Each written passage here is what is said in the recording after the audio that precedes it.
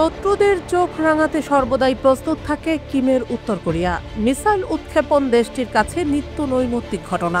সম্প্রতি আবারও কৌশলগত ক্রুজ মিসাইলের পরীক্ষামূলক উৎক্ষেপণ চালিয়েছে কিম জং উনের দেশ উত্তর কোরিয়া। 25 জানুয়ারি শনিবার এই পরীক্ষা হয়েছে বলে রবিবার দাবি করেছে দেশটির সংবাদ মাধ্যম KCNA। খবরটি জানিয়েছে ব্রিটিশ বার্তা সংস্থা রয়টার্স।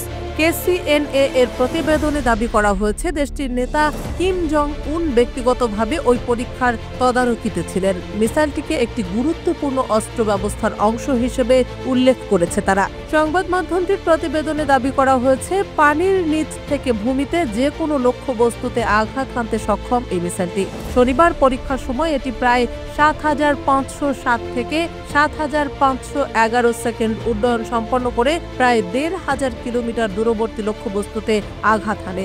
দক্ষিণ কোরিয়ার জয়েন্ট চিফস অব স্টাফ শনিবার জানিয়েছে স্থানীয় সময় বিকেল ৪টায় উত্তর কোরিয়া তাদের অভ্যন্তরীণ এলাকা থেকে পশ্চিম উপকূলীয় জলসীমায় একাধিক ক্রুজ মিসাইল নিক্ষেপ করেছে। KCNA এর প্রতিবেদনে আরও বলা হয়, এই ক্ষেপণাস্ত্র পরীক্ষা উত্তর কোরিয়ার জাতীয় প্রতিরক্ষা সক্ষমতা উন্নয়নের অংশ, যা আঞ্চলিক নিরাপত্তার পরিবর্তিত পরিস্থিতির সাথে সামঞ্জস্যপূর্ণ। চলতি মাসের শুরুতে উত্তর কোরিয়ার রাষ্ট্রীয় সংবাদ মাধ্যম দাবি করেছে নতুন একটি মাঝারি পাল্লার হাইপারসনিক ব্যালিস্টিক মিসাইল পরীক্ষা সফল হয়েছে। ওই উৎক্ষেপণ নিজে তত্ত্বাবধান করেছেন কিম জং উন।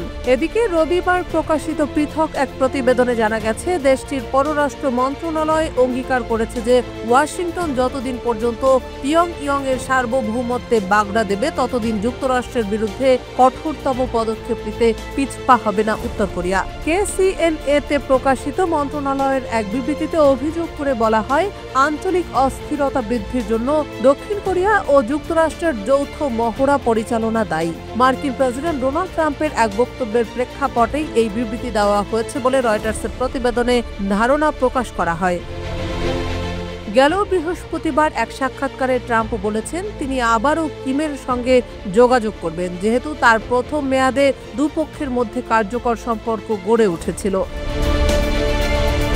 আবার এদিকে কিম জং উন বলেছেন উত্তর কোরিয়ার প্রতিরক্ষা সক্ষমতা ধীরে ধীরে নিখুঁত হচ্ছে। তিনি প্রতিশ্রুতি দিয়েছেন যে ভবিষ্যতে সামরিক শক্তিকে আরও উন্নত করার মাধ্যমে টেকসই ও দীর্ঘমেয়াদী শান্তি ও স্থিতিশীলতা রক্ষায় প্রচেষ্টা অব্যাহত থাকবে। KCNA এর প্রতিবেদনে বলা হয়েছে ভবিষ্যতে দীর্ঘস্থায়ী শান্তি ও স্থিতিশীলতা বজায় রাখার লক্ষ্যে সামরিক সক্ষমতা দৃঢ় করার প্রচেষ্টা চালিয়ে যাবে উত্তর কোরিয়া। কিম জং উন সে বিষয়ে তার অঙ্গীকার ব্যক্ত করেছেন।